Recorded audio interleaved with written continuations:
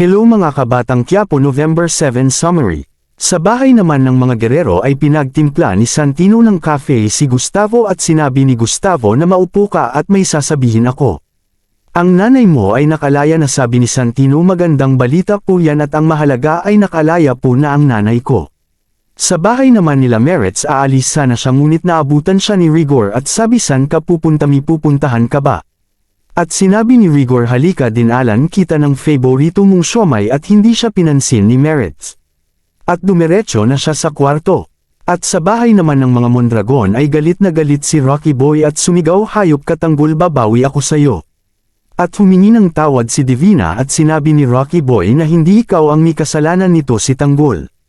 At sinabi ni Divina na kung gusto mo bumawi ay tutulungan kita, at sinabi ni Rocky Boy na patawarin mo ko, ma. Kahit ang sasakit na nang nasabi ko sayo ay andito ka pa rin, ma, sana mapatawad mo ako, at niyakap ni Divina ang kanyang anak na si Rocky Boy.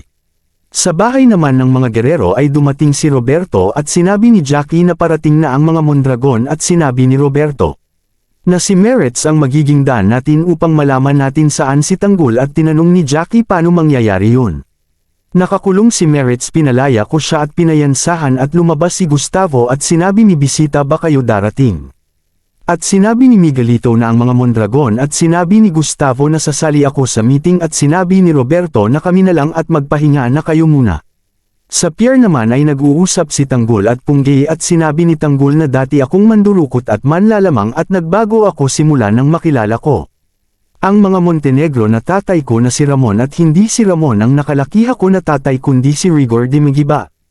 At sinabi ni Punggay na kilala ko si Dimigiba, siya ang opisyales namin at isa siyang mabuting tao. At sumagot si Tanggol na hindi totoo yan dahil simula ng pagkabata ko ay siya ang naging ama ko. At puro pahirap ang inabot ko sa kanya, kaya pala ganun, kasi hindi siya ang tunay kong ama kundi si Ramon. Tinanong ni Punggay, ano ang plano mo ngayon, at sumagot si Tanggol, di ko alam, at sumagot si Punggay na sumama ako sayo dahil malaki ang utang naloob ko sa pagliligtas mo sakin at sa tatay ko, at alam mo na pulis ako at huhulihin parent kita, at sinabi ni Tanggol na hindi ikaw ang kalaban ko.